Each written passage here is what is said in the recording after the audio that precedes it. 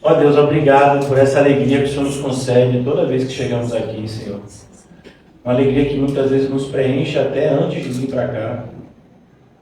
Coisa boa estarmos aqui, Senhor, na Tua companhia, na companhia de irmãos amados, que sabemos que são filhos do Teu Santo Espírito, Senhor, que estão na nossa vida para nos estimular o amor e as boas obras, assim como nós também na vida.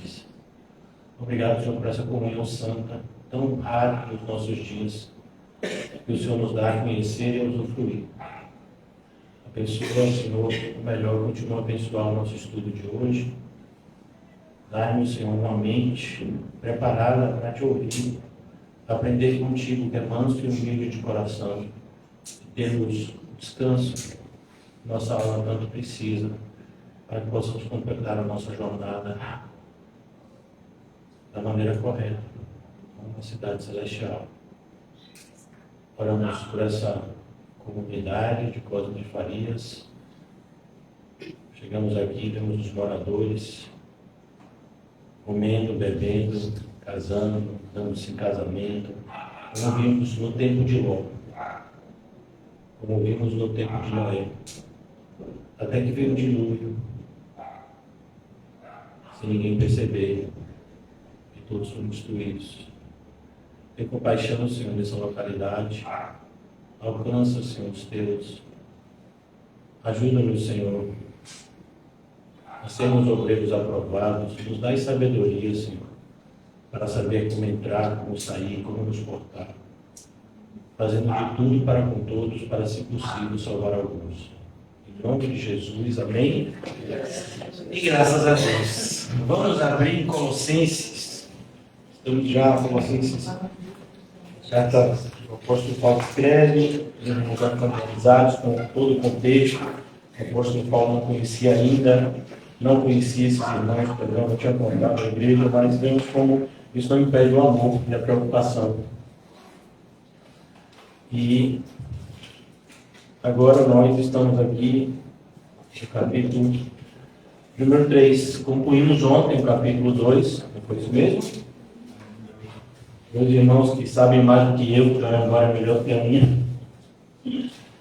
Concluímos o capítulo 2 ontem, e hoje nós vamos começar a falar um pouco do capítulo 3.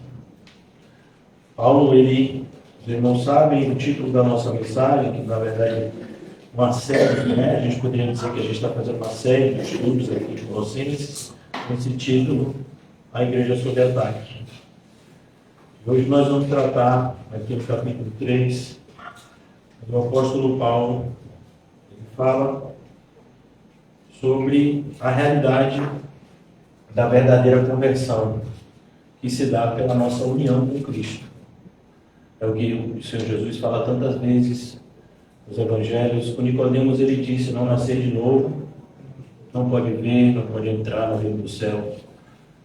E hoje nós vamos ver como essa passagem que a gente lê, que a gente vai estudar aqui no capítulo 3, ela é muito próxima dos princípios que são ensinados no sermão mais conhecido da Bíblia, que é o Sermão do Monte. Também trata de como a gente pode analisar se realmente somos convertidos. É muito comum você perguntar a uma pessoa que é crente se ela realmente é crente, e na maioria das vezes ela vai dizer que é, sem nem pensar. Isso é muito errado, porque nós estamos falando de um assunto muito sério, que é a salvação e a condenação eterna. Então deveríamos ter muito cuidado. E na Bíblia vemos como tantas vezes o próprio Senhor nos estimula a nos examinar. Por quê? Porque Deus sabe quem somos. A grande questão é que muitas vezes nós não sabemos quem somos. O apóstolo Pedro, por exemplo, ele disse que tinha um amor para dar a vida por Jesus e negou 3 vezes. Então, muitas vezes nós não sabemos quem somos. E a necessidade de nos examinar, de nos pesar constantemente à luz da palavra de Deus, até para poder a gente fazer as correções necessárias para que possamos crescer continuamente na graça e no conhecimento do nosso Senhor. Então, aqui no capítulo 3, eu vou entrar no capítulo 3, irmãos, e a gente vai fazer algo que a gente já está acostumado a fazer. A gente vai estudar um pouco aqui no capítulo 3, mas eu queria trabalhar com vocês hoje esse assunto que seria, né, uma espécie de subtítulo da pregação de hoje, onde está o nosso coração? O apóstolo Paulo, ele começa o capítulo 3 com essa afirmação que deveria ser para nós algo assim de extrema importância, como eu falei, para que a gente nos meça, para que a gente nos pese, para que a gente se conheça. O Senhor Jesus falou algo muito parecido no Sermão do Monte, como a gente vai ver daqui a pouco. E o apóstolo Paulo diz então aqui no capítulo 3, no início do capítulo 3, versículo 1, portanto, veja que a gente tem, eu gosto sempre de falar isso, repetido, né? Mas a gente tem a tendência de esquecer, que eu falo até por mim, a Bíblia não foi escrita com capítulos e versículos, então aqui é uma carta. O apóstolo Paulo escreveu ela como uma peça única. Por isso você vai ver essa palavrinha, né? Que é uma palavra de conexão entre o texto anterior que a gente estudou. Portanto. Então, diante de tudo que a gente ouviu até agora, portanto. Então é isso que o apóstolo Paulo está querendo mostrar para a gente. É um elo de ligação em relação ao que a gente já falou. O que a gente viu no capítulo 2? As leis cerimoniais eram a sombra dos bens vindouros. Por exemplo, como é que o judeu adorava o Senhor? Ele levava animais que eram sacrificados. Uma parte do sacrifício podia ser ingerida pelos ofertantes. Esse mesmo sacrifício, uma parte era usada para a manutenção daqueles que trabalhavam na obra, os levitas e sacerdotes. Alguns sacrifícios, como o sacrifício do holocausto, o animal ofertado deveria ser totalmente consumido pelo fogo. Então, todas essas leis cerimoniais, como a prática do lavar, a gente pensa que o batismo ele veio com João Batista, mas quando você pega o livro de Levítico, você vai ver que é algo constante. O judeu, nos rituais de purificação, eles usavam água para se purificar. Então, tudo aquilo apontava para o sacrifício perfeito de Cristo. Então, a lei cerimonial, todas elas, em especial a gente vê muito isso no livro de Levítico, elas foram cumpridas em Cristo. Por isso que João Batista, ao olhar Jesus, ele diz a frase, né, tão famosa: eis o Cordeiro de Deus que tira o pecado do mundo. Então, no finalzinho aqui do capítulo 2, o apóstolo Paulo, de forma mais incisiva, vai dizer que se a gente ficar preocupado demais com as questões cerimoniais, como não toque isso, não pegue aquilo, né? Isso não tem efeito contra o pecado. Isso não vai nos proteger contra as astutas ciladas do diabo, em especial, como a gente vê aqui, falando da sensualidade. Então, o que é que nos protege? A gente já estudou isso na carta aos Efésios: a armadura de Deus, a couraça, o cinto, o capacete, né? O escudo da fé, que é capaz de apagar todos os dardos inflamados do maligno. E se a gente quiser partir para uma luta mais, né, física, temos a espada do Espírito, que é a palavra de Deus, com um confronto mais direto. Isso sim é eficaz. Então aqui agora, no capítulo 3, ele diz, portanto. Então, diante disso que a gente viu, a ineficácia da obediência da lei cerimonial em relação ao pecado, ao combate ao pecado na prática, ele diz, portanto, se fostes ressuscitados juntamente com Cristo, olha a condicionante, se. Então, como por exemplo, né? Alguém vai vir para Cosme de Farias se subir essa ladeira daqui. Se não quiser subir ladeira, nem venha. Porque o que mais tem aqui para a gente chegar aqui é o que, irmão? Ladeira, né? Então, já sabe. Então, você tem disposição para subir ladeira? Se não, nem venha. Então, o se é essa condicionante. Se não, não acontece. Né? Então, para a gente fazer feijão, tem que ter o quê? Feijão. Se não tiver feijão, você pode ter água, gás, pode ter a folha de louro, pode ter até aquelas carnes especiais, mas não tem o feijão. Tem? Aí você consegue fazer o feijão? Não, né? Tem que ter os grãos de feijão para poder fazer o feijão. Então, é isso que Paulo quer dizer aqui. Se vocês foram ressuscitados juntamente com Cristo. A gente já viu isso em Romanos, como Cristo é a primícia dos ressuscitados. Aquele que era unigênito, ele se torna primogênito. E nós agora somos os irmãos mais novos, comprados pelo seu sangue. Portanto, se fostes ressuscitados juntamente com Cristo, buscai as coisas lá do alto, onde Cristo vive. Onde Cristo vive. Eu queria perguntar para vocês, Cristo está vivo ou morto? Qual foi a última vez que você falou com ele? Qual foi a última vez que você ouviu a voz dele? Porque falar com Cristo não é monólogo. A grande questão é que a gente não tem paciência. Moisés quer falar com Deus 40 dias. A gente quer orar 40 segundos, quando muito. Então, pastor, nunca ouvi a voz de Jesus. Eu posso te dizer por quê. Porque você não buscou de todo o coração. A Bíblia tem essa promessa, e Deus não mente. Buscar de todo o coração, encontra. Então, se fostes ressuscitados juntamente com Cristo, buscai as coisas lá do alto. O que Paulo quer começar a mostrar para os irmãos em Colossos, e essa carta provavelmente foi lida também lá de Sério, comecem a se analisar, porque se vocês estão nessa divisão, se vocês estão nessa inconstância, qualquer falso mestre que chega trazendo heresias, vocês se sentem tentados a abandonar a verdade, talvez vocês nunca tenham recebido a Cristo como Senhor. É por isso que, como pastor, eu me preocupo muito com a inconstância de alguns irmãos. Que às vezes demonstram, algum tipo de compromisso ou vontade de ter compromisso com a igreja, com Cristo, e de repente essa vontade some ou diminui. E isso é preocupante, que é um indício de que muito provavelmente essa pessoa não é regenerada. Uma pessoa regenerada, o seu compromisso com Cristo só cresce, não diminui. Se foste ressuscitados juntamente com Cristo, buscai as coisas lá do alto. Veja o verbo buscar. A gente encontra esse verbo buscar no Sermão do Monte. Buscai, pois, é exatamente o que Paulo está ensinando aqui. Quando você ama algo, alguém, essa pessoa inevitavelmente vai se tornar prioridade na sua vida. Imagine que você se torna pai.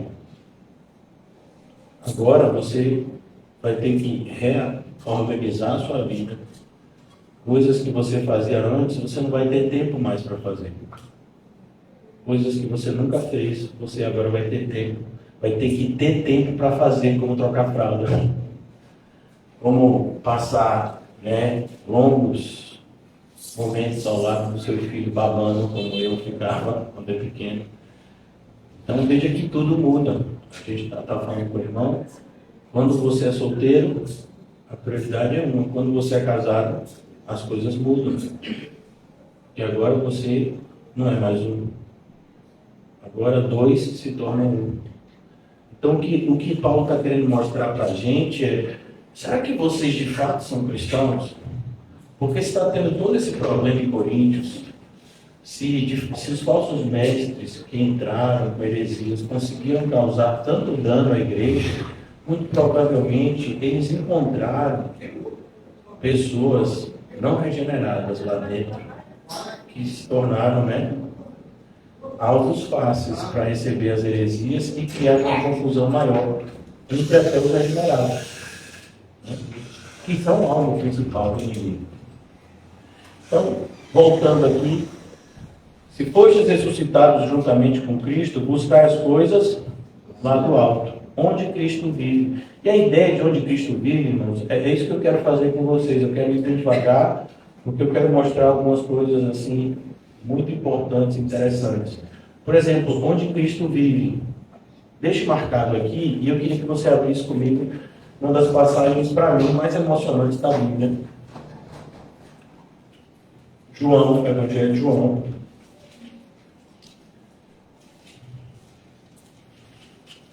Capítulo 14. Inclusive tem até um louvor, né? É uma pena que a pessoa que canta não é crente. Mas o louvor é muito bonito. Né? A pessoa tem uma voz bonita, né? Uma senhora que é casada com um estuprador. E ela coberta. Mas, né, faz parte esse tipo de escândalo. Então, aqui no capítulo 14 do Evangelho de João, o Senhor Jesus está aqui se despedindo dos seus apóstolos e ele diz isso. E preste atenção porque ele diz isso para a gente também. Tudo que é dito aqui é dito para mim e para você também, se somos discípulos do Senhor, como Paulo disse, se ressuscitamos juntamente com Cristo. Então essa promessa também é para a gente. Não se turbe o vosso coração. O que é ter o coração turbado? Preocupado, ansioso, angustiado. O que é que estava perto aqui? A prisão de Jesus e o seu martírio. Então, eles começam a ficar preocupados com as coisas que Jesus fala, com o cenário que está se desenhando, de hostilidade a Jesus. Não se turbe o vosso coração. Credes em Deus, crede também em mim. Então, assim como o Pai é Deus, eu também sou.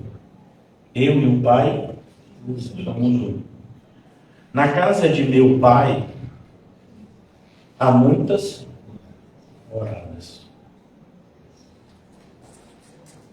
Se assim não for, eu vou teria dito. Pois vou preparar-vos lugar. É interessante isso, porque a gente sabe, quem aqui já leu Gênesis, pelo menos os capítulos iniciais, não me envergonha, né? Ele fez tudo com a sua palavra. Haja luz, houve luz. Faça-se a terra, teve terra, né? Faça-se os animais, tudo com a palavra. Deus fez as coisas do nada. Ele fez tudo com a sua palavra. Mas por que Jesus fala que ele preparou o lugar? A ideia aqui é uma demonstração de amor nunca antes vista. Como, por exemplo, Deus se fazer homem para salvar pecadores. Ele não fez isso pelos anjos caídos, mas ele fez isso por nós. Na casa de meu pai há muitas moradas. Se assim não fora, eu vou teria dito. Pois eu vou preparar lugar. E quando eu for e vos preparar lugar, voltarei e vos receberei para mim mesmo. Veja que mais adiante ele vai dizer nesse mesmo capítulo: eu sou o caminho, a verdade e a vida, e ninguém vem ao Pai a não ser. Veja, não é que a pessoa vai, porque se você está procurando o Pai, você só vai ver o Pai no Filho. Pois vou preparar-vos lugar, e quando eu for e vos preparar lugar, eu voltarei e vos receberei para mim mesmo, para que onde eu estou, é isso que Paulo fala, onde Cristo, lembraram de Colossenses? Onde Cristo, onde eu estou, Ele está agora. Ele é onipresente, viu, irmãos? Ele está em todos os lugares ao mesmo tempo, mas a ideia é, Ele é o rei e todo rei tem o seu palácio, tem o seu trono. Lembra de Isaías tendo a visão do Senhor sentado no seu alto e sublime trono? A mesma coisa, onde o Senhor está entronizado. Tem um salmo em que Davi retrata o momento da entrada de Jesus na glória, né? Quem é esse que está vindo? É o Rei da Glória. Ele está chegando, abram-se os portões, o Rei da Glória está vindo. Ali ele tá, Davi já está vendo o Senhor Jesus glorificado depois de cumprir a sua obra redentora aqui.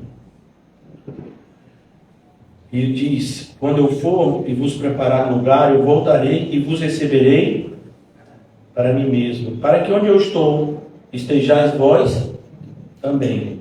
É isso que Paulo está falando aos Colossenses.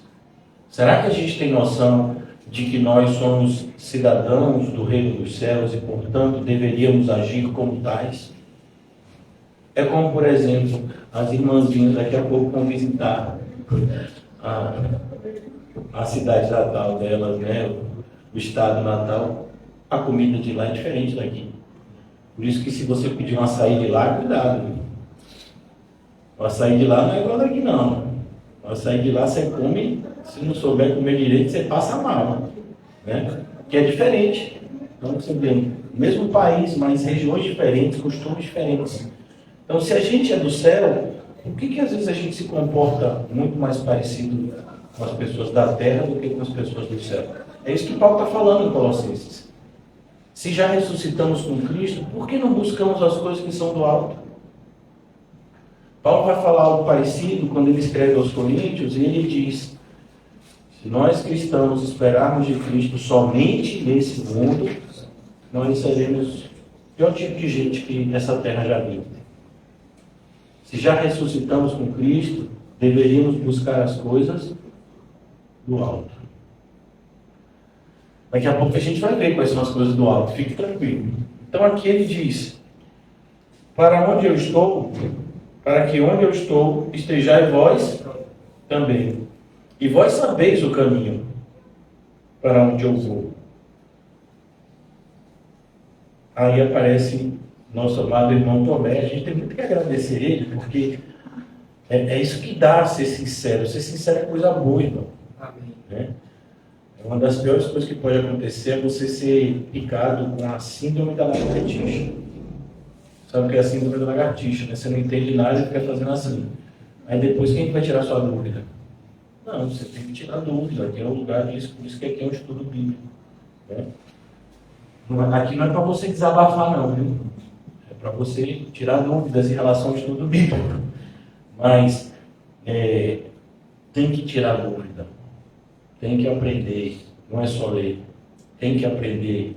É preciso que a gente assimile esse conhecimento, como a palavra nos admoesta. Guardei a tua palavra no meu coração. Guardar.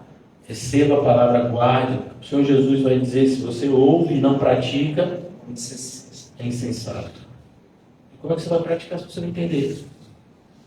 Então aqui, voltarei e vos receberei. Versículo 4. E vós sabeis o caminho para onde eu vou. Disse Tomé: Senhor, não sabemos para onde vais. Como saber o caminho? Respondeu-lhe Jesus: eu sou o caminho. Eu sou o caminho. O que Jesus está querendo dizer com isso? Ele é o caminho. Então, você tem que seguir ele. É por isso que o cristianismo bíblico nunca foi uma religião. O cristianismo bíblico é uma mudança de vida. Pessoas que estavam mortas agora começam a viver como vivos espiritualmente, seguindo o seu Salvador para onde ele for, como ovelhas seguem o seu pastor. Inclusive essa analogia é usada várias vezes. Eu sou o caminho. Eu sou o caminho. Eu sou a verdade. Veja, não é que ele diz a verdade, ele é a verdade. Por isso que eu acho interessante quando as pessoas, outro dia eu ouvi um crítico da Bíblia, que se diz evangélico, dizendo que muitas vezes Jesus não era bíblico nas suas ações. Você já imaginou isso? Mas os teólogos se acham superiores ao próprio Cristo, né, a ponto de julgá-lo. Então, como você dizer que Jesus não é bíblico? Porque ele é que diz a Bíblia. Mas as pessoas hoje estão num padrão de soberba. Né? É por isso que vai dizer que no mundo a gente só encontra 3 tipos de coisa: concupiscência dos olhos, concupiscência da carne e soberba da vida. É isso que a gente vai encontrar no mundo. E só isso. Vós sabeis o caminho. Como, Senhor? Eu sou o caminho. Veja, esse versículo que a gente muitas vezes repete, tantas vezes, né? É a resposta a uma pergunta de um discípulo sincero. Como é bonito esse relacionamento de Jesus. Não tem crítica aqui, pelo contrário. Eu sou o caminho, a verdade e eu sou a vida. Ele não dá a vida, ele é a vida. É por isso que lá em Colossenses diz: se já estamos ressuscitados juntamente com Cristo. Junto. Por isso que a gente é o corpo, a gente está conectado a Ele. Fora de Cristo não tem vida. É assombroso as pessoas acreditarem, né, que são cristãs sem ter qualquer tipo de associação com a igreja local. Quando todo o Novo Testamento mostra a impossibilidade disso. Você pode estar numa igreja local e não ser salvo, mas é impossível você ser salvo e não estar numa igreja local. Não desejar desesperadamente estar com outros irmãos que pensam, sentem como você e desejam como você as coisas que são do alto. Continuando para a gente poder viajar um pouco mais. Eu sou o caminho, a verdade e a vida. Ninguém vem ao Pai senão por mim. Se vós me tivesseis conhecido, conhecereis também meu Pai. Desde agora o conheceis e o tendes visto. Replicou-lhe Filipe, agradecendo também a Filipe pela sua honestidade. Senhor, mostra-nos o Pai, e isso nos basta. E disse Jesus: Filipe, há tanto tempo. É como eu digo a vocês, agora, irmão, agora. Jesus já dizia isso. Eu aprendi com ele. Há tanto tempo estou convosco e não me tens conhecido. Quem me vê, a mim, vê o Pai. Como dizes tu, mostra-nos o Pai? Não crês que eu estou no Pai e que o Pai está em mim? As palavras que eu vos digo, não as digo por mim mesmo, mas o Pai que permanece em mim faz as suas obras. Crede-me que estou no Pai e o Pai em mim. Crede ao menos por causa das mesmas obras. Em verdade vos digo que aquele que crê em mim fará também as obras que eu faço. Viu o contexto que essa frase é dita? Veja, a gente fala esses versículos sem entender o contexto deles. Em verdade vos digo que aquele que crê em mim fará também as obras que eu faço. E outras maiores. No grego, irmãos, não está dizendo que a gente vai fazer obras diferentes. Está falando outras maiores no sentido de quantidade mesmo. Como, por exemplo, Jesus vai dizer: eu vim para pregar só aqui no território de Israel, mas quando eu morrer, os meus discípulos vão alcançar o mundo inteiro. Né? Uma quantidade muito maior de pessoas vai ser alcançada.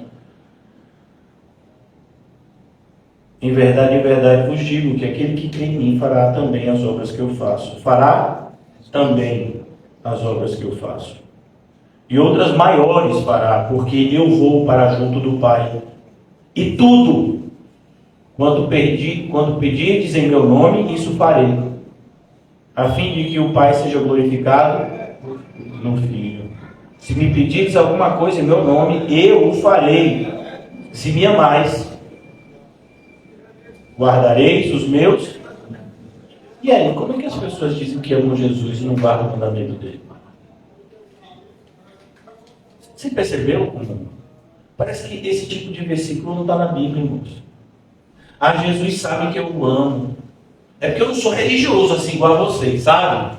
Não sou de ir para estudo, carregar a Bíblia. Não sou de pedir perdão. Pelo contrário, se pisar no meu pé, já sabe, é daquele jeito. Mas assim, Jesus sabe que eu amo. Não, ele não sabe. E nem você sabe que não o ama. Porque você não conhece o seu coração e nem conhece o Pai e o Filho e o Espírito Santo. Porque se você amasse a Ele, o mínimo, você guardaria os seus mandamentos. Então, quando a gente volta agora para Colossenses, a gente ainda vai viajar um pouquinho, viu, irmãos? Eu tenho tempo aqui, ainda temos 20 minutos. Quando a gente abre aqui em Colossenses, capítulo 3, portanto, se fostes ressuscitados juntamente com Cristo, buscai as coisas lá do alto. Eu vou ser bem generoso com vocês. que foi que a gente buscou na última semana? Vamos pensar só da última segunda-feira para hoje. O que foi que a gente buscou? Qual foi o centro da nossa vida? Não se apresse em dizer, para não falar bobagem como Pedro. Jesus nos ajuda a responder esse tipo de questão. Vamos lá no Sermão do Monte que eu disse para vocês. Olha, irmão, todo cristão que se preza deveria saber, pelo menos, o Sermão do Monte decorado. Você tem que estudar os 4 evangelhos, já sabe disso, né? Mas o Sermão do Monte você tem que saber decorado, porque é apaixonante. Né? Só que não sabe o Sermão do Monte decorado, tem que saber até onde está cada palavra. Né? Tem que saber, irmãos. Pastor Pai está impressionado. Vamos lá. Mateus. Evangelho de Mateus. Olha o que o Senhor Jesus diz.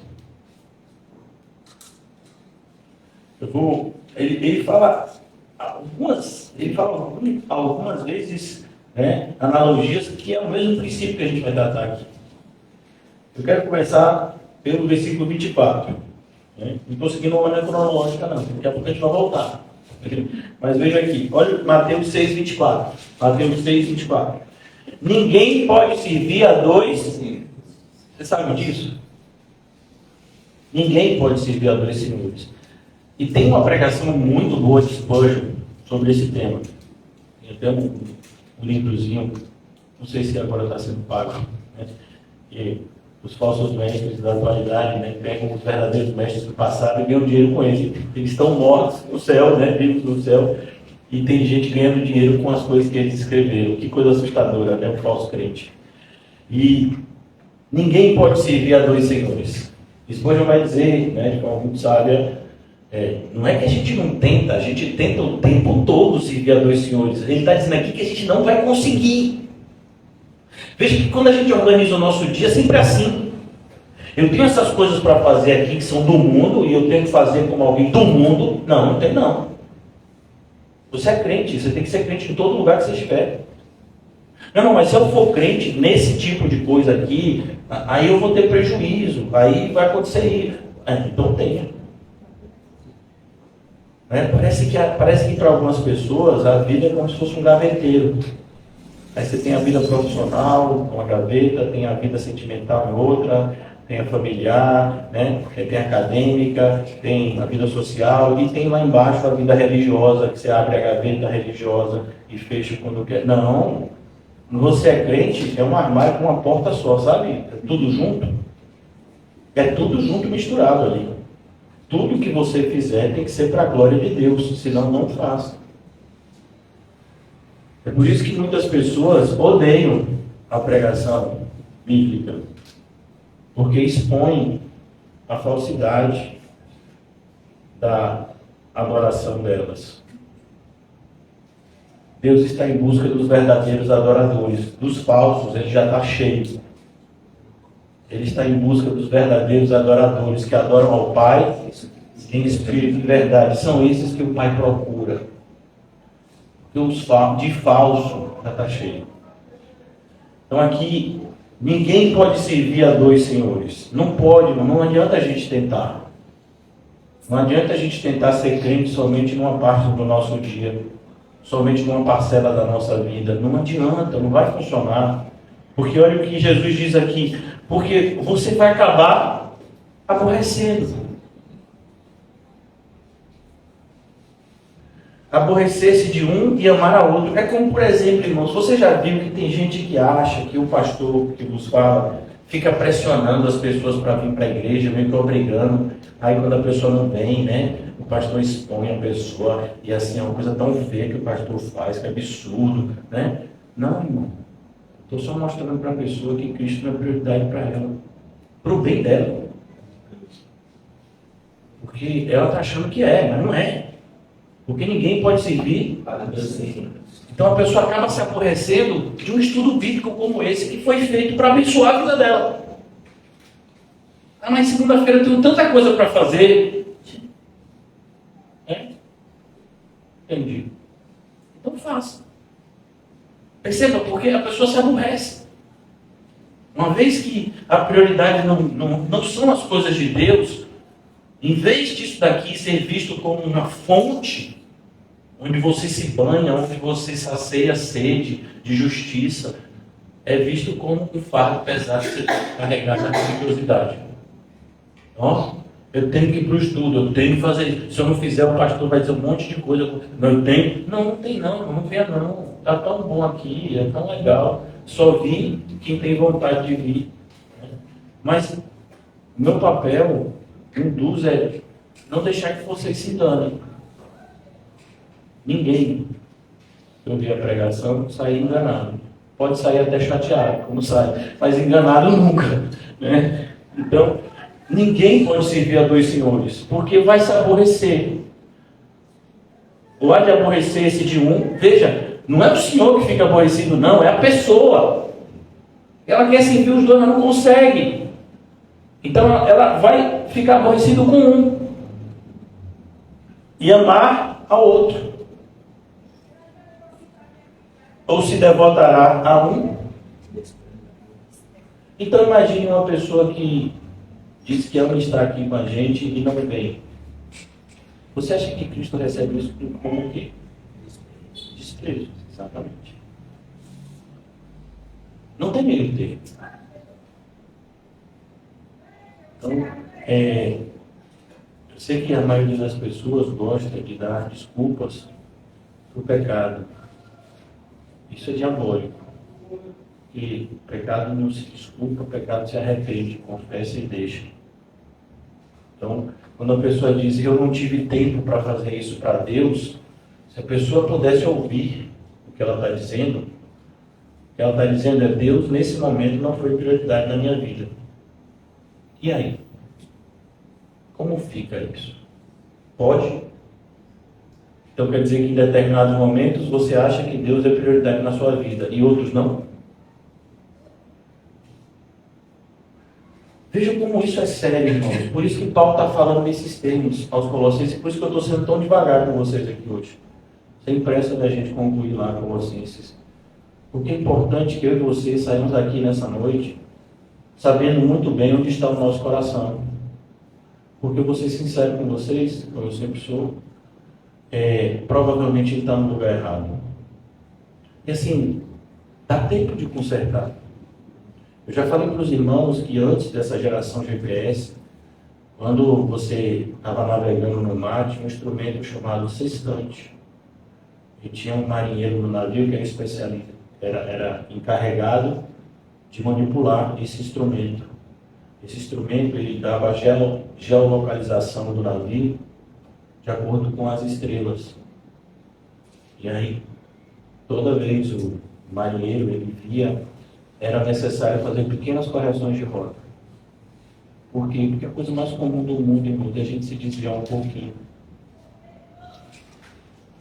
O que não deve ser comum na nossa vida é a gente fingir que isso não importa e não dar atenção para isso.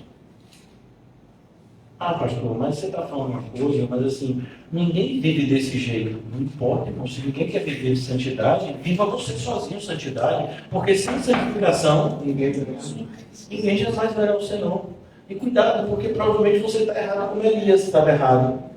Elias disse o que para Jesus, para Deus, né?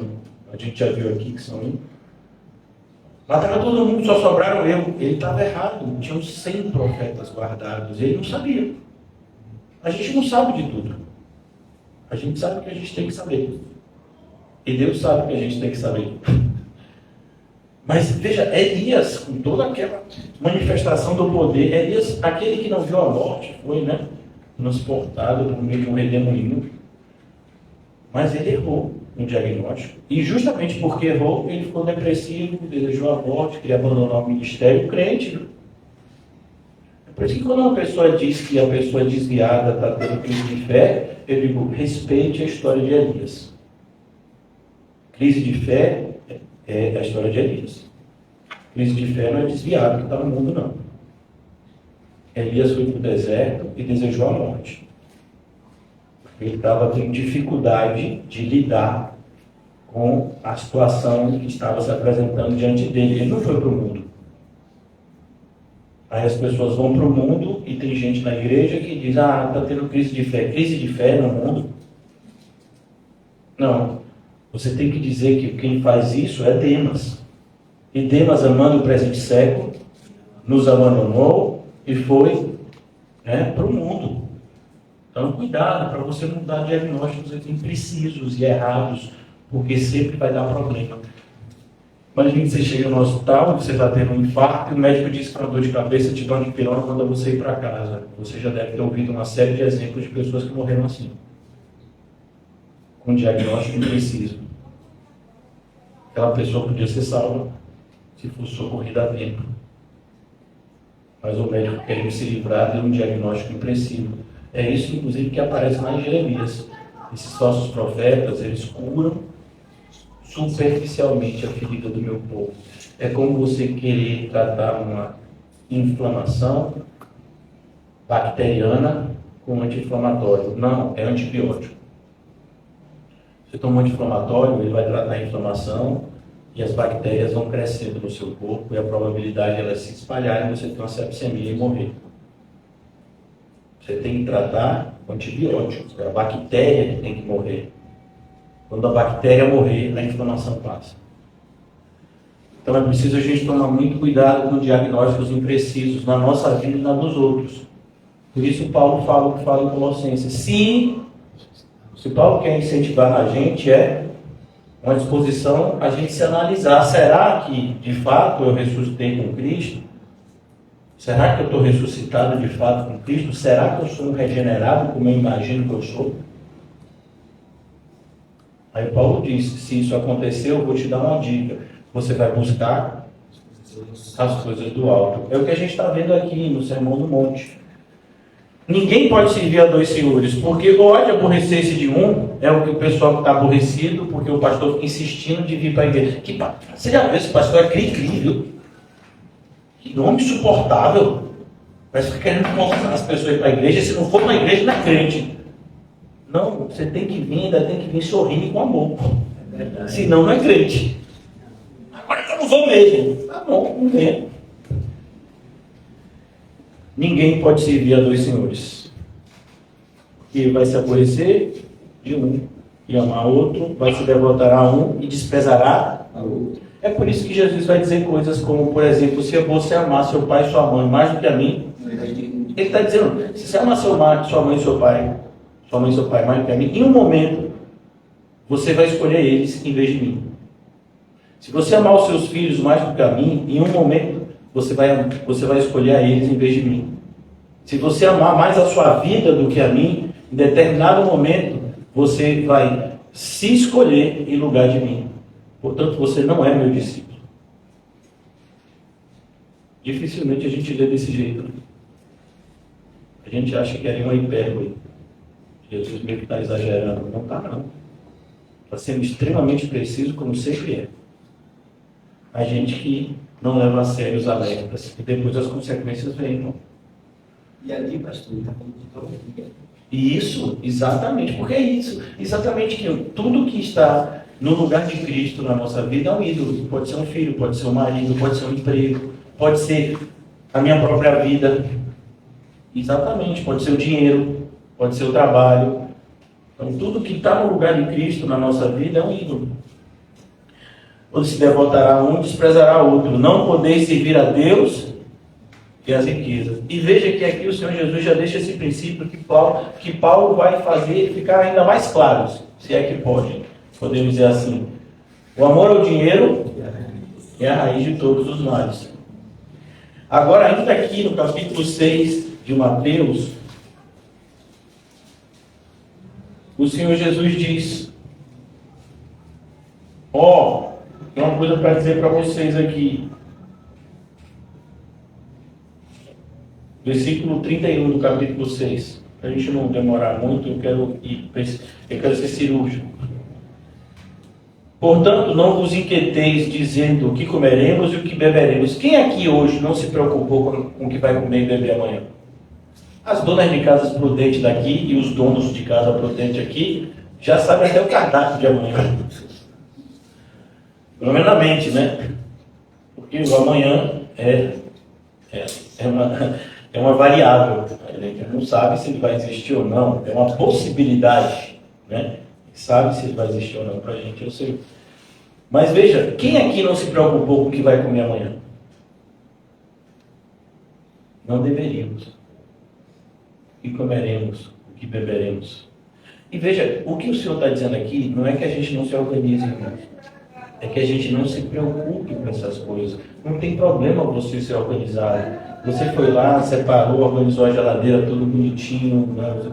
Sua despensa lá tudo bonitinho, você é uma pessoa programada, né? Organizada. Ele não está condenando a organização. O que ele está condenando é a preocupação. Porque normalmente, nós que somos seres humanos, a organização vem sempre acompanhada da preocupação. Não deveria, mas as pessoas mais organizadas são também as mais preocupadas. Por isso que o fato de eu não ser tão organizado me ajuda. Eu já saio na vantagem em relação a algumas pessoas que eu não sou organizado, né? Eu deveria. Orem por mim para que eu seja um pouco mais organizado. Mas quando você é organizado, você acaba sendo preocupado também. E, digamos que você está lá e está organizando feijão, né? O sal. E agora? Aí não consegue dormir porque tem tudo lá menos o sal. Não, ninguém vai morrer por falta de sal, tranquilo. Às vezes um feijão doce pode ser até uma receita nova. Ela sim. Né? Então, a ideia é que não se preocupe. Então, o fato de você ser organizado não é o problema. É que a organização normalmente vem com uma preocupação, porque somos seres humanos. Como seres humanos, a gente tem a prova, a gente tem eu ia falar, né? A gente tem a maldição de tudo que a gente tocar, a gente faz coisa ruim. Ou mão maldita é a nossa. É por isso que Uzá se deu mal, né? Ele achou que a mão dele estava de boa e não estava. Então, ser uma pessoa organizada é bom, mas para o ser humano acaba não sendo, porque ele fica preocupado. Então, você ser uma pessoa, né, generosa é bom? É. E qual é o problema da generosidade? É que algumas pessoas podem produzir orgulho, sensação de superioridade, orgulho. Eu não sou igual a você, avarento. Sou generoso. Me deu, eu dou. Aí você já viu né, que é uma pessoa muito humilde, falando assim, né? É muita humildade, né, da parte da pessoa generosa, né? Então, veja que qualquer coisa, qualquer virtude, veio para o ser humano, a gente transforma em algo que não presta. Os fariseus. Orar é coisa boa? Maravilhoso. Mas você vai orar achando que você é melhor por causa disso? Não, orar tem que te fazer humilde, não soberbo. Como o Senhor Jesus e o fariseu orava de si para si mesmo. Você é louco. Você ajudar o próximo é bom? Maravilhoso. Mas o fariseu fazia isso como? Para ser aplaudido pelos outros. Então veja, a gente consegue transformar as melhores virtudes em algo ofensivo a Deus. É o que está escrito em Isaías, inclusive, né? As nossas obras de justiça são trapos imundos. A única justiça, diga-me. Eu não sei se está nesse mesmo contexto, mas não tem pessoa que falou sobre até uma coisa que eu tive cidade no grupo, né? Foi sobre a administração eclesiástica. E aí eu estava estudando e creio que Deus, né, me orientou sobre aquele versículo que fala sobre o temor ao Senhor, o princípio da sabedoria.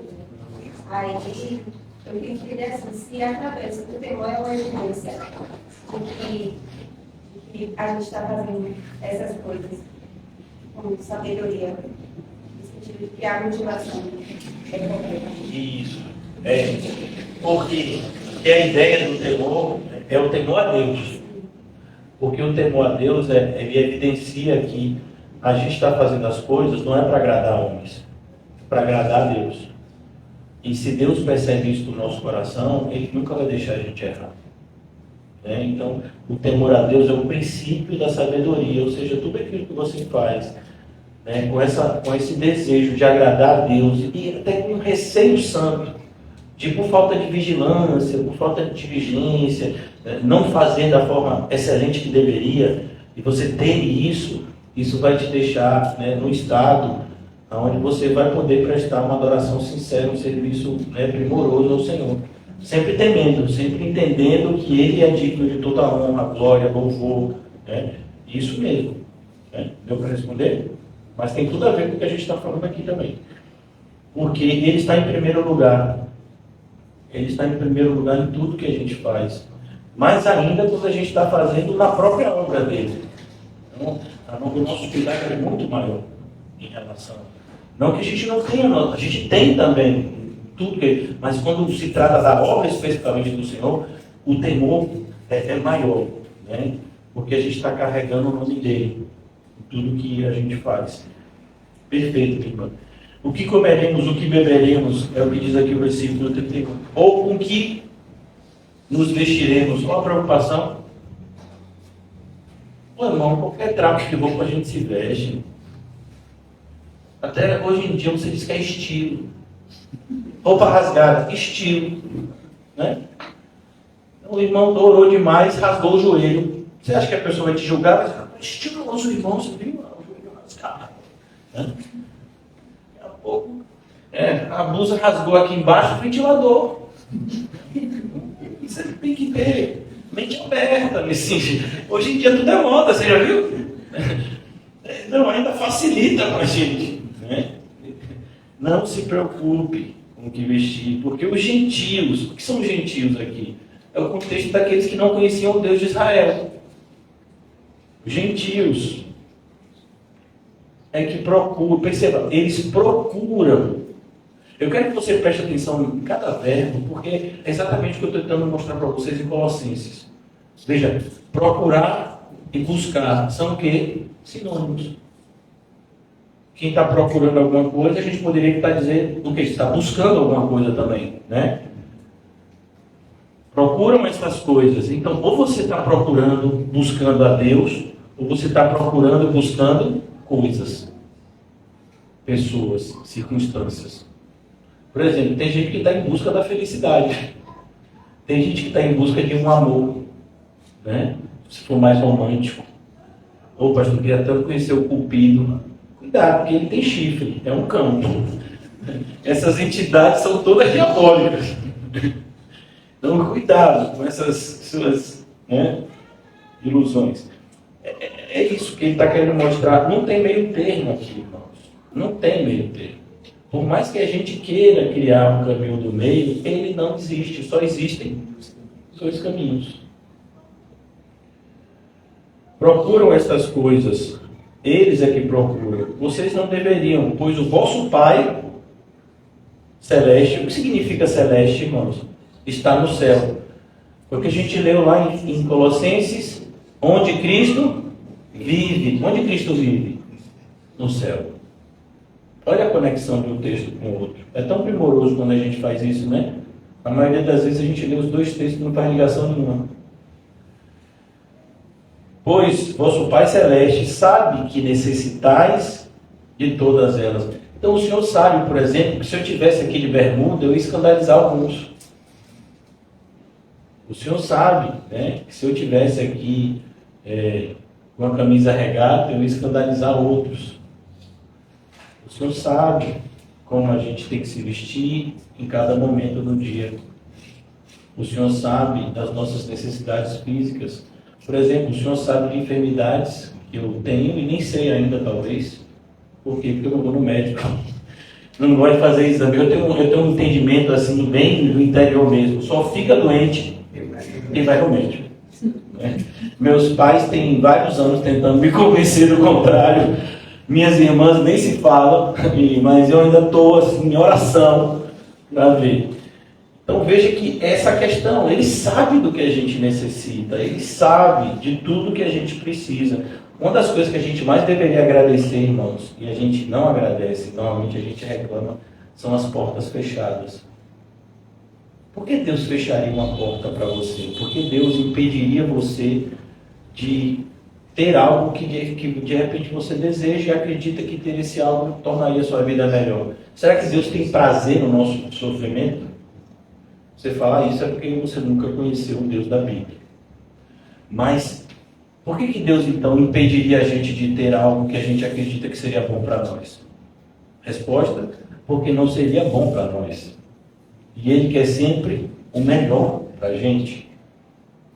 E Ele sabe o que é bom. A gente não, a gente só pensa que sabe. Por isso que a irmã falou, o princípio da sabedoria qual é? O temor a Deus. Então, quando Deus diz não, a gente deveria dizer, Ele sabe o que está falando. Ele sabe, porque Ele botou um não ali. Eu não sei, mas Ele sabe. É como, por exemplo, você já viu aqueles produtos químicos que se usa muito na limpeza, né? Mas que são perigosos, pode corroer uma mão, né? Se você deixar uma criança ingerir, pode morrer. Você vê que eles colocam normalmente aqueles sinais de caveira, né? Para poder assustar bastante, para a pessoa olhar e ficar já assustada. Não vou tocar nisso aqui, porque estão me dizendo aqui que isso daqui é perigoso para mim. Às vezes a gente é tão ingrato que a gente não só não agradece, como a gente se queixa de Deus. E Deus está nos livrando de coisas assim, extremamente perigosas, mortais. Como está escrito no próprio provérbio, né? Caminhos que aos nossos olhos parece ser o melhor. Mas é um caminho de morte. É por isso, irmãos, que é tão importante que a gente aprenda a viver contente em toda. Isso é um indício de que você sabe que Deus só quer o seu bem. E se as coisas não aconteceram como a gente pediu a Deus, ou como a gente esperava que acontecesse, é porque a gente estava pedindo mal, a gente estava esperando que não deveria. Porque quando você é um filho de Deus, todas as coisas estão cooperando conjuntamente para o seu bem. Então tudo está cooperando para o bem daqueles que amam a Deus e que foram chamados segundo o seu propósito. Isso. Então a gente deveria estar contente com isso. O carro quebrou. Ficar contente. Vocês já viram quantas pessoas morrem em acidente de carro todo dia? Se o carro está quebrado e você precisa de repente, né, pegar um ônibus, de andar de pé de bicicleta, o livramento que você teve nem sabe. Mas a gente só reclama. Só reclama. Um pneu furado. Uma enfermidade que fez a gente ficar prostrado de cama. Tantas formas que Deus tem de nos livrar de situações que, em vez da gente agradecer, a gente murmura. Não é triste isso, não. Por isso é imprescindível que eu e você possamos, o mais urgente possível, aprender a viver contente em toda e qualquer situação. Vamos continuar? Já tenho que concluir. Buscai, pois, em primeiro lugar. Todos aqui falam grego? Nem eu. Mas quando você estuda nos comentários e nos livros, né, que falam de pessoas que estudam o idioma, né, grego, que foi escrito em grego, o Novo Testamento inteiro foi escrito em grego.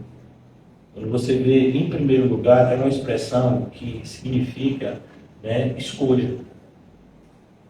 Aquilo que a gente falou, não tem como buscar dois senhores. A mesma coisa. Em primeiro lugar, não quer dizer o que a maioria dos evangélicos pensa. De manhã eu acordei, fiz uma oração, uma reza, ou vi aquele pastor dos cabelos rupiados que faz a oração do dia, a oração da madrugada, a oração do meio-dia. Aí eu fiz aquilo e agora eu estou no meu corre.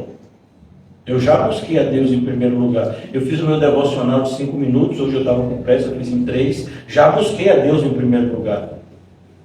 Não é isso que ele está falando aqui, não. O que ele está falando é, se você buscou a Deus em primeiro lugar, inevitavelmente você teve que abandonar outro caminho. Porque você não tem como seguir dois caminhos simultaneamente. Buscai, pois, em primeiro lugar, reino, seu reino e a sua... Por que ele está colocando a palavra justiça aqui? Porque quantas pessoas dizem que amam a Deus e não guardam os seus mandamentos?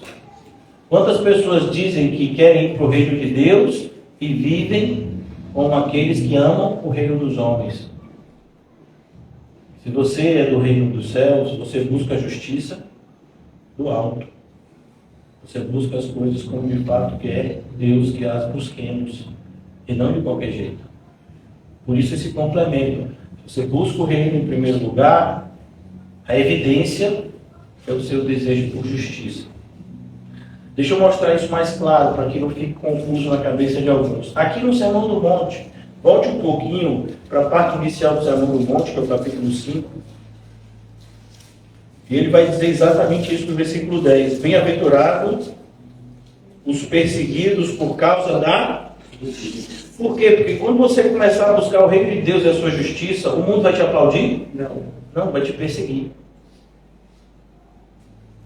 Mas você vai deixar de buscar o que é certo? Justiça aqui, irmãos, é no sentido daquilo que é certo. Glória a Deus. Agora nós temos a mente de Cristo, como está escrito em 1 Coríntios 2, então a gente pode discernir entre o bem e o mal, de maneira efetiva, além das aparências. Não, eu acho que isso seria uma coisa boa. Não, agora você já tem sabedoria para discernir além das aparências. Então você busca a justiça, a verdadeira justiça, que é a do reino. Bem-aventurados os perseguidos por causa da justiça, porque deles, viu a promessa? Como está conectado com o que a gente está lendo lá? Então, voltando aqui para o capítulo 6, buscai, pois, em primeiro lugar o reino, o seu reino e a sua justiça, e todas estas coisas vos serão acrescentadas. O que Jesus está ensinando aqui? O que está escrito no Salmo, irmãos.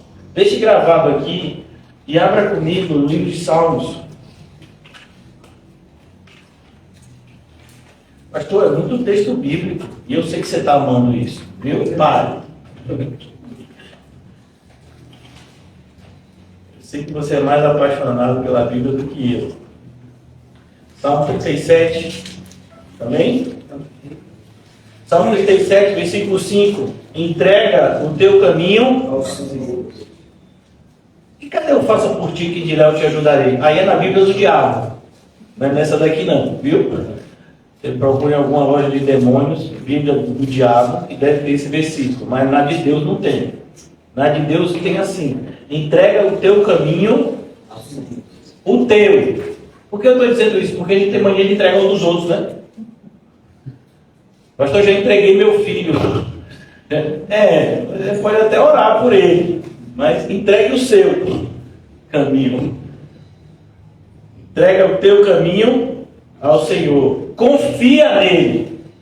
Sem fé é impossível agradar a Deus. Confie nele. Ele é digno de confiança. E o mais? E o mais, irmão? Ele fará. Olha o que diz o versículo 6, que é para você ficar mais apaixonado pela Bíblia, ver como ela está toda entrelaçada.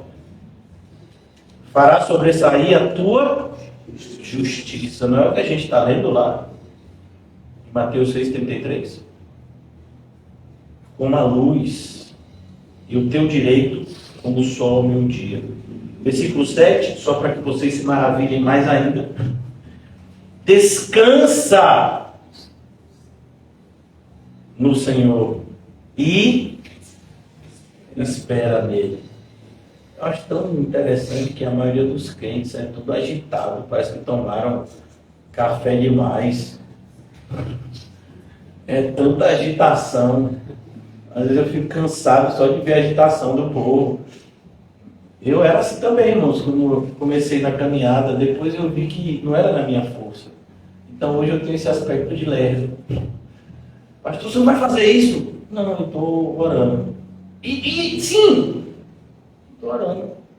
Não! E aí? Eu estou orando.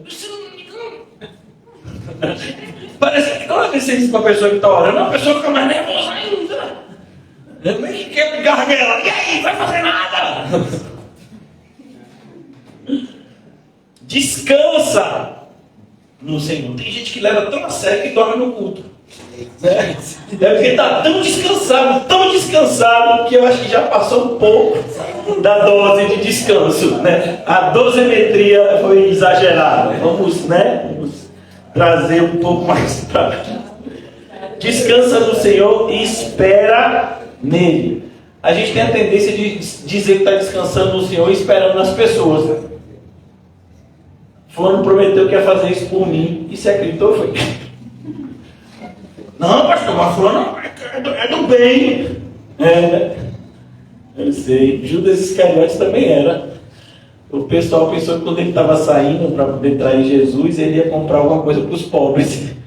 Porque a sacola, né, das ofertas ficava guardada com ele. Cuidado. Descansa no Senhor e espera nele. Não te irrites por causa do homem que prospera em seu caminho. Ô irmão, tem coisa que esfria mais a fé do que a prosperidade do ímpio. Claro que isso é para mim. Eu não cheguei ao nível espiritual de vocês, né? Mas pessoas assim que têm um nível espiritual como o meu, assim, intermediário para baixo. Rapaz, você está numa luta para você ser crente. Você olha para o lado, está um ímpio com o pé nas costas passando por você.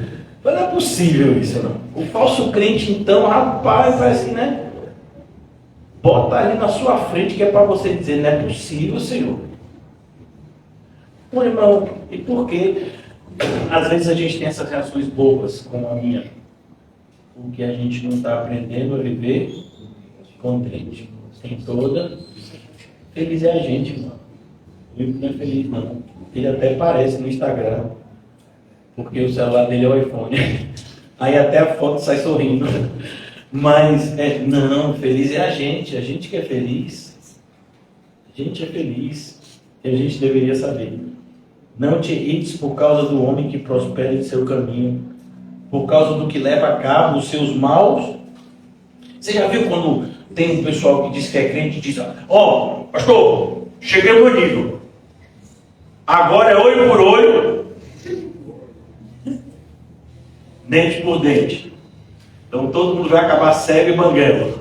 Logo, logo. Porque, né? É consequência lógica. Né? Pastor, não aguento mais.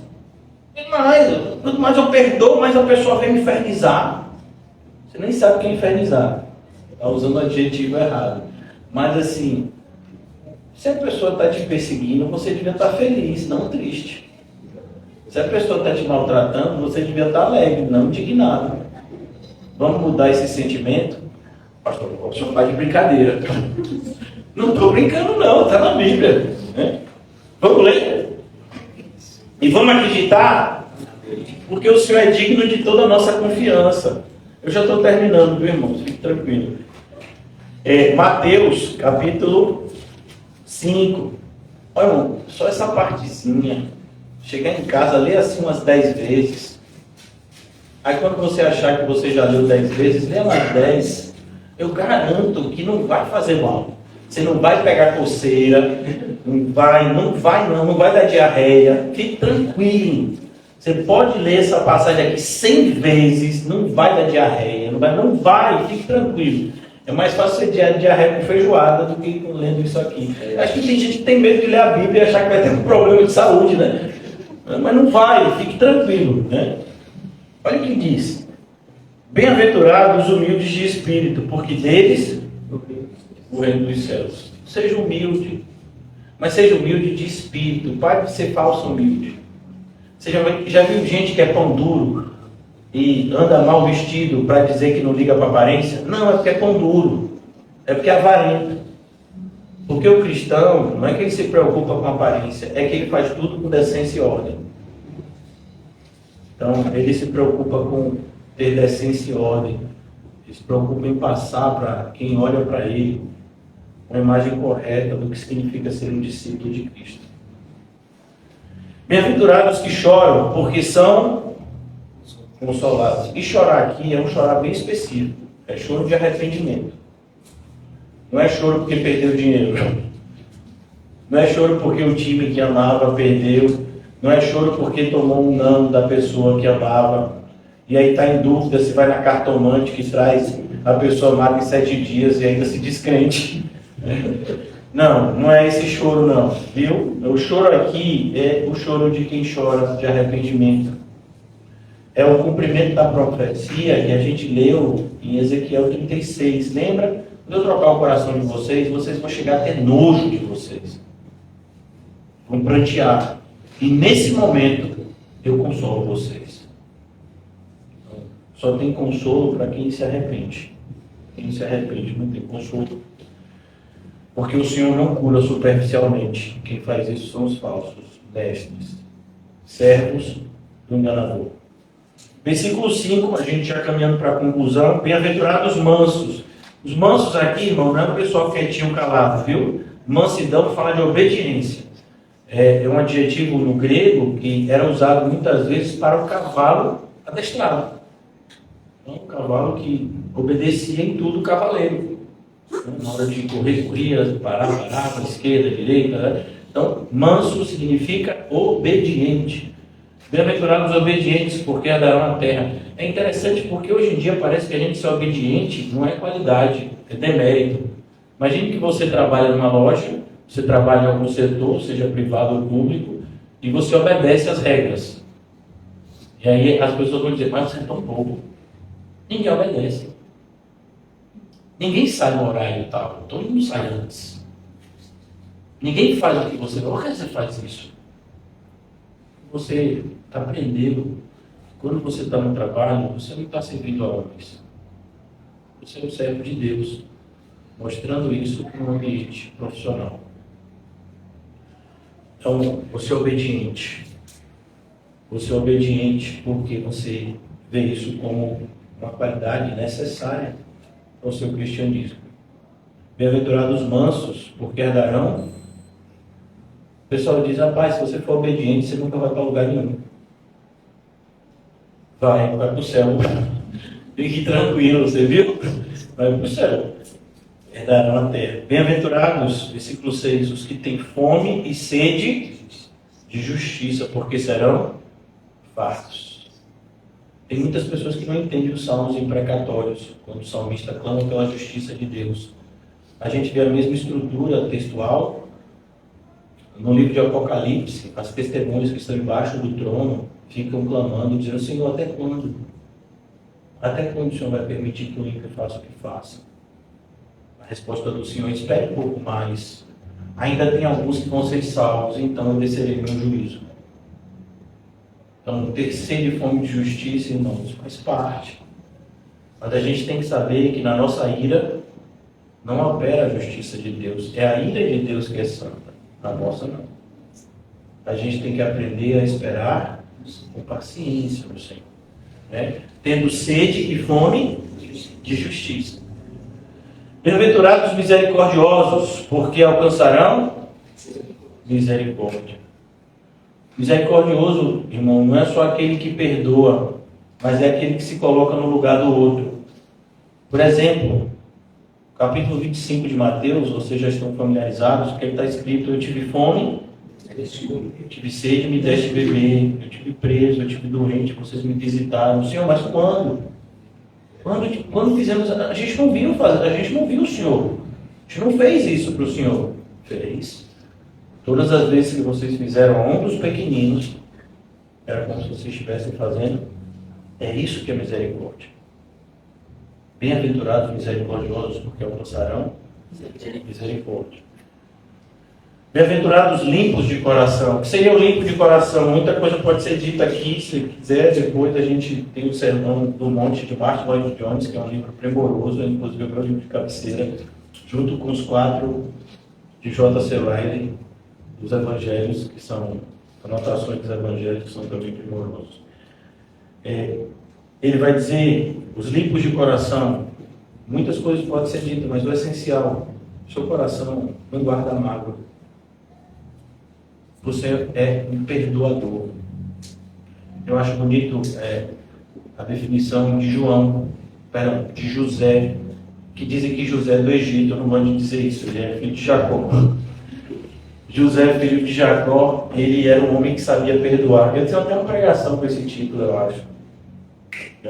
Capaz de você me reconhecer. Outro dia me disseram que eu estava mais velho há 10 anos atrás. Eu disse, deve acontecer isso com os crentes, né? Então, um homem que sabia perdoar os seus irmãos chegam. Pense nos irmãos que prejudicaram ele. Eles queriam matar ele. Mas se matar, a gente não ganha nada. Então vamos vender, que pelo menos a gente ganha dinheiro para a gente gastar com as coisas que a gente quer gastar. E ele não teve uma vida fácil no Egito. Mas quando ele olha os seus irmãos, e agora ele está numa posição, né? Onde ele poderia prender e matar os irmãos se quisesse. O que ele faz para os irmãos? O bem. Então, isso é um limpo de coração. Você perdoa. E por que você perdoa? Um dos motivos são vários. Você perdoa porque Deus mandou. Você perdoa porque você também é perdoado. Você perdoa, irmãos, porque se você não perdoar, você fica cego. Né? Os motivos para perdoar são inúmeros. Né? Mas a ideia é, se você não perdoar, você não consegue enxergar as coisas direito. Como tudo que aconteceu com você, mesmo você vendo aquilo como algo extremamente doloroso, faz parte da vontade boa, perfeita e agradável de Deus para você. Portanto, você não tem que ficar. Tem um sermão maravilhoso de Giovanni, 10 minutinhos, a graça de Deus no sofrimento, onde ele diz isso. Por que você vai ficar com raiva do ímpio que te abençoou? Porque toda a maldade que o ímpio faz para você e para mim só nos abençoa. Nada pode amaldiçoar aqueles que Deus escolheu. Aqueles que Deus escolheu. Então veja como é ilógico você ficar com raiva de uma pessoa que te fez o mal. Se você é crente, ela tentou fazer o mal, como José disse. José vai dizer lá em Gênesis, se eu não me engano, Êxodo. Gênesis, não é Êxodo não, Gênesis. José vai dizer lá, vocês intentaram o mal contra mim, mas Deus transformou a maldição em bênção. Bem-aventurados limpos de coração, porque verão a Deus. Talvez a gente não esteja enxergando tanto Deus na nossa vida, porque nosso coração está sujo. Já parou para pensar? Você já perdoou todo mundo que deveria? Não se apresse em responder. Bem-aventurados pacificadores, porque serão chamados filhos de Deus. Os pacificadores aqui, irmãos, não é aquele pessoal que coloca panos quentes. Pacificadores são aqueles que levam o evangelho da paz, o evangelho da reconciliação, que faz paz entre Deus e o homem. É como Paulo vai dizer em Romanos, quão formosos são os pés daqueles que levam as boas notícias. Então esses são os pacificadores. Bem-aventurados pacificadores, porque serão chamados filhos de Deus. Bem-aventurados os perseguidos por causa... Então quando você começa a fazer o que é correto, você espera. É natural quando a gente é criança na fé, né? A gente começa a fazer coisas que a gente sabe que são corretas, mas a gente não fazia antes. A gente pensa que todo mundo vai aplaudir. Mas, irmão, quando eu me tornei crente, que eu parei de mentir, comecei a falar a verdade, eu falei, não, agora todo mundo vai gostar porque eu sou uma pessoa verdadeira. Pense numa pessoa que mentia. Eu mentia por compulsão. E aí eu comecei a falar a verdade como cristão. As pessoas começaram a ficar com raiva de mim. Eu falei, rapaz, e assim é? Quer dizer que quando eu era mentiroso, eu nem tinha essa raiva toda. Agora eu falo a verdade, o pessoal fica com raiva? Fica, claro que fica. A gente mora num mundo de mentiras. E é a verdade, irmãos. Não entenda que o seu cabelo está feio. Não é isso que é verdade. Até porque cada pessoa tem seu gosto. Verdade é no sentido daquilo que a Bíblia nos apresenta em relação ao que é o mundo, o que se esperar do mundo, o que são as pessoas, o que se espera das pessoas, quem é Deus, o que se esperar de Deus. E essa é a verdade que eu estou falando aqui. Não é o que muitas pessoas pensam, não, eu também, pastor, sou super sincero, então quando eu não gosto dessa comida de cueca. Não, isso é falta de educação. Então isso não é ser verdadeiro, isso é ser mal educado, isso é ser uma pessoa desrespeitosa, né? Isso não é virtude, isso é o contrário.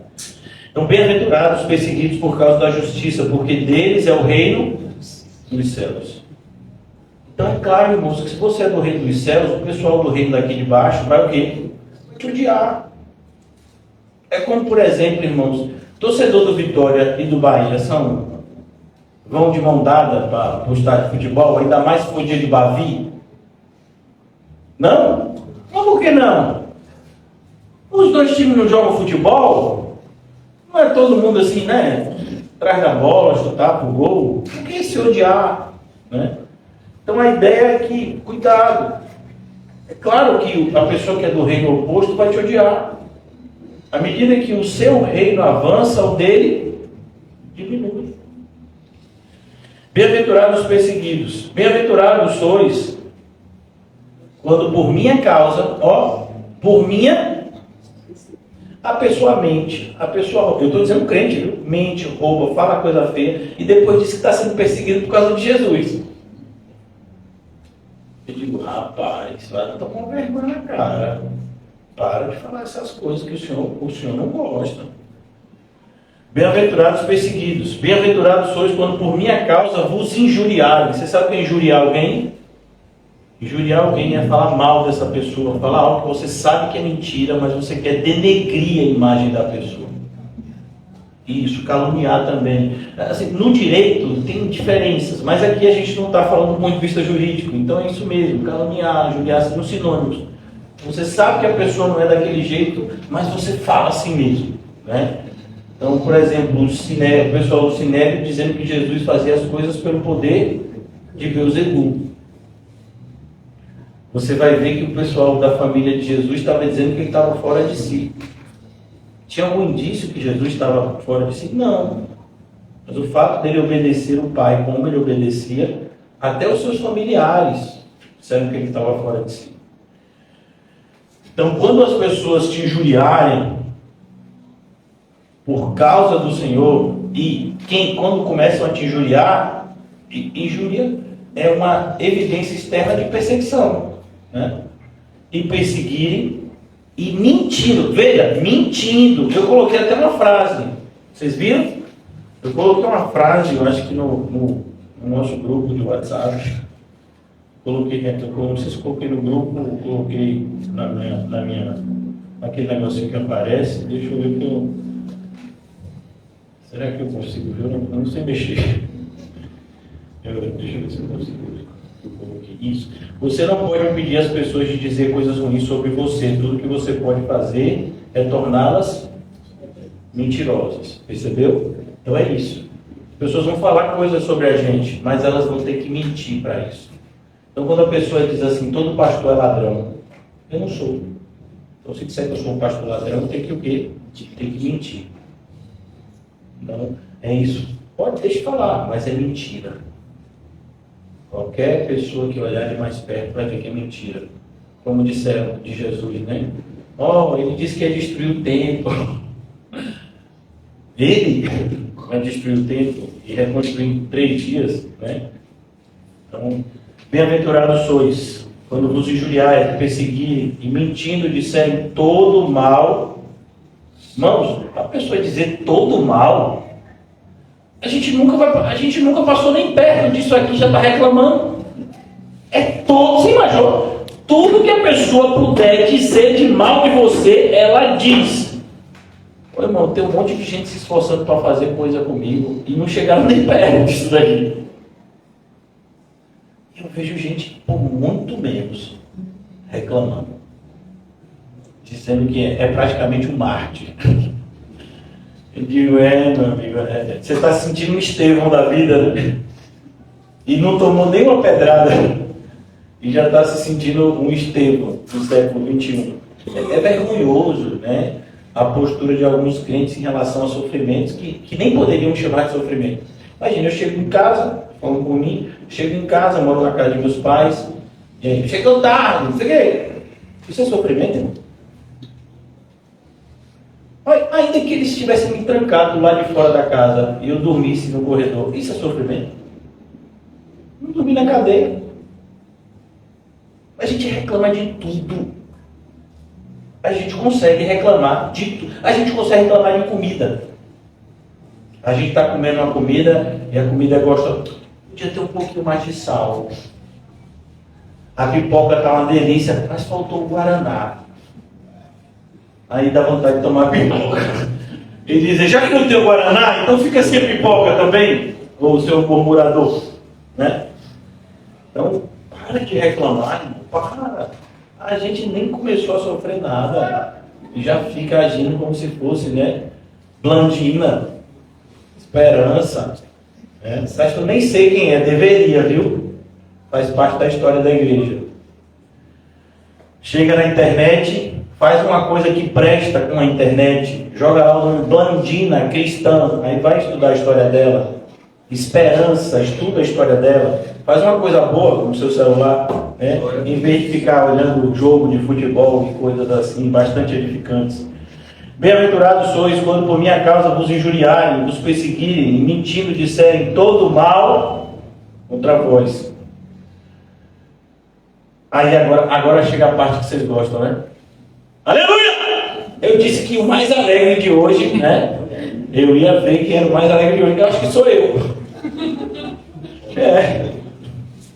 Não sei. Regozijai-vos. Regozijai-vos. Regozijar, você já sabe, eu já falei inúmeras vezes aqui. Intensa alegria, aquela alegria incontrolável. Regozijai-vos e exultai. Então, aquela alegria incontrolável e uma demonstração externa dessa alegria. Olha, irmão, eu fiquei impressionado. Quando eu vi uma reportagem, né, meus pais assistindo e eu vendo assim, meio que quase obrigado, que o Bahia estava na Libertadores. Não estava na Libertadores, não. Ele está é uma fase para ver se vai para a Libertadores. Não é um negócio desse?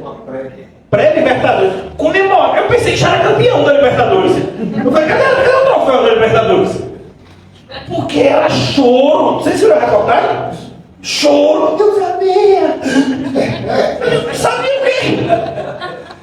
Rapaz, nem foi para a Libertadores. É a pré. E tá chorando, parecendo que é campeão da Libertadores. É do mundo. Precisa entrar ainda. Mas não é possível. Não. E o outro, Sul-Americana, que a gente conseguiu. Pois é, irmão, eles regozijam, exultam por essas coisas tão estúpidas, para não dizer outra palavra até mais feia, né? Minha vontade era essa. Mas, e a gente que é crente, que vai para o céu, fica com essas caras de que chupou limão. Vai para onde com essa cara de chupou limão? Pro céu. Né? O Senhor me escolheu, vou fazer o quê, né? Eu estava na minha, ele me escolheu, eu vou para o céu agora. Chupando meu limão aqui, é o que eu posso fazer. Eu não sei. Então, sabe, é uma coisa assim que eu não consigo compreender. Né? Algumas crentes assim, é uma tristeza de ser salvo.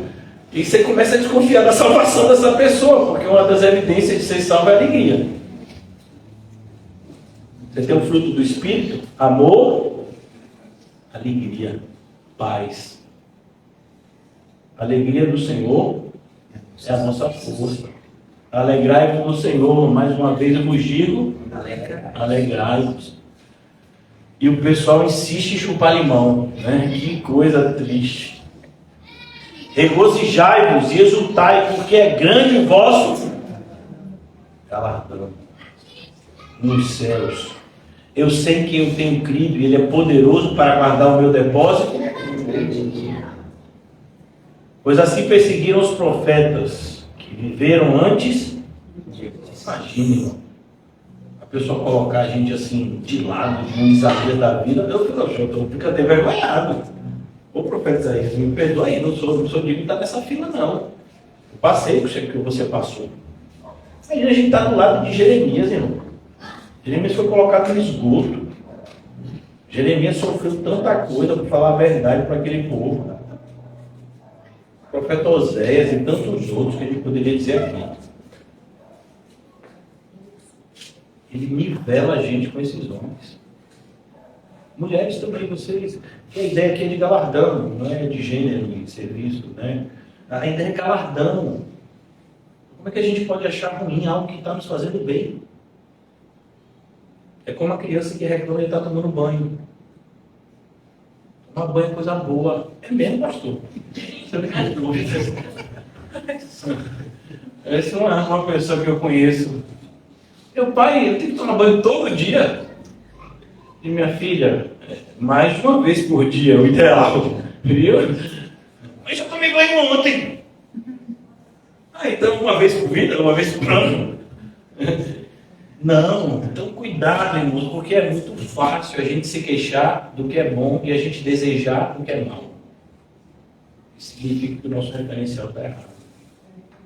Então, cuidado, comece a gostar daquilo que Deus diz que você tem que gostar e comece a lutar contra as iscas que o diabo usa para você se apaixonar pela terra. Então, não é que você não vai aproveitar as coisas que Deus te dá. O problema é você começar a achar que esse mundo é bom. Ele não é. Ah, mas eu gosto tanto, eu tenho pretensões de fazer isso e aquilo. Lute contra. Viu? Como, às vezes, as pessoas me acham altamente desestimulante. Tem uma conversa comigo e você sonha em viajar para aquele lugar. Nem. Aquele lugar que eu quero ir, eu vou morrer antes para ir, que é o céu. A pessoa já fica pensando, você é louco, né? Suicida. Mas vem que aí, qual é a sua comida assim predileta? Que botar, eu como, né? Tem algumas que eu gosto mais, outras, né? Eu gosto também. Porque, sabe, a gente é crente, irmão. O nosso reino não é aqui. Então a gente tem que ir se desenraizando daqui e não deixando as raízes ainda mais profundas. As pessoas têm medo de morrer por causa disso. E não tem a percepção que Paulo tem, por exemplo, e que todo cristão deveria ter. Que estar com Cristo é infinitamente. Então, trabalhar por Cristo, viver em comunhão com Cristo aqui na terra é maravilhoso. Viu? Em comunhão com Cristo, não é aproveitando as coisas do mundo, não. Em comunhão com Cristo, maravilhoso. Mas estar com Cristo no céu é infinitamente melhor. Eu quero concluir aqui, para os horários, se Deus permitir, sexta-feira a gente vai retomar de onde a gente parou. Vou convidar vocês a abrirem de novo em Colossenses e eu quero concluir onde eu comecei. E dizer a vocês que muito provavelmente a gente vai recomeçar daqui mesmo, na sexta-feira, se estivermos vivos, né? E é uma possibilidade no futuro, aqui na Terra. Então, portanto, se fostes ressuscitados juntamente com Cristo, buscai as coisas lá do alto, onde Cristo vive, e assentai à direita de Deus. Assentado à direita de Deus. Então é isso que eu queria que você e eu pensássemos na noite de hoje, e a gente recebeu uma série, né, de informações primorosas da Bíblia, para que a gente possa se analisar se é isso aqui a nossa vida. Será que a gente está buscando as coisas do alto? Será que de fato a gente está andando na direção certa? Por quê? Porque o tempo de corrigir é agora, irmãos. Glória a Deus. A gente ainda está no tempo de corrigir. Eu falo para minhas filhas, às vezes elas reclamam, que diz que eu sou muito protetor. Eu sou muito, né? Não deixo elas fazerem nada, é o que elas dizem. Eu falo, papai, tudo que aconteceu com vocês é responsabilidade minha. Até vocês fazerem 18 anos, legalmente, vocês não podem ser responsabilizadas por coisas erradas que vocês façam. É a minha responsabilidade cuidar de vocês. Vocês estão na idade de aprender.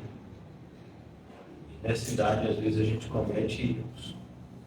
Eu estou aqui para que esses erros não causem tantos danos como podem causar.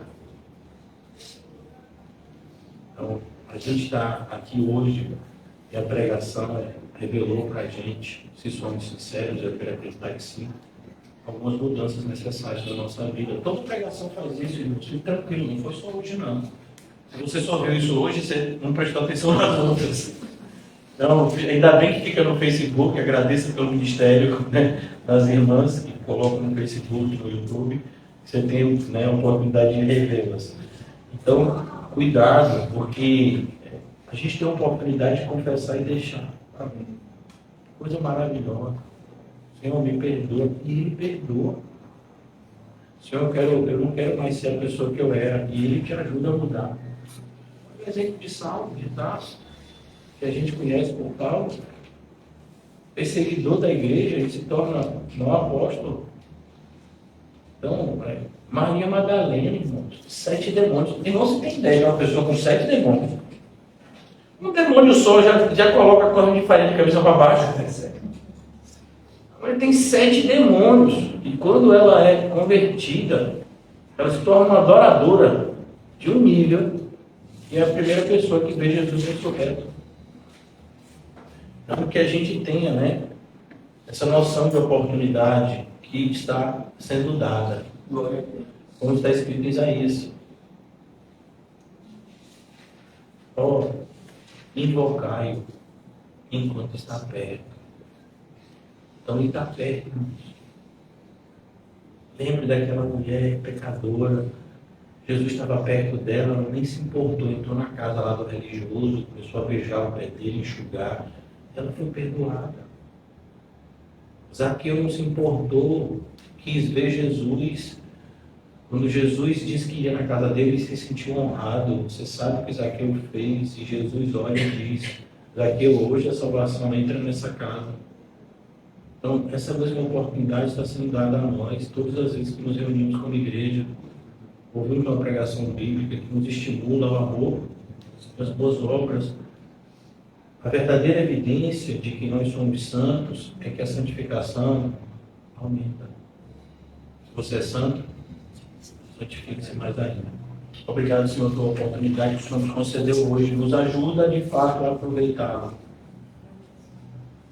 Ajuda-nos, Senhor, a compreender a Tua vontade boa, perfeita e agradável, e a nos entregar cada vez mais ao Teu propósito maravilhoso para nós, que somos Teus. Não nos deixa perdidos, mas que haja em nós plena convicção de onde viemos e para onde estamos indo. E, acima de tudo, em quem temos crido e quem temos seguido. O Senhor Jesus, o Rei da Glória, nosso maravilhoso Salvador. É a Ti que oramos, Senhor, e já agradecemos. Amém. E graças a Deus. Aleluia! Amém?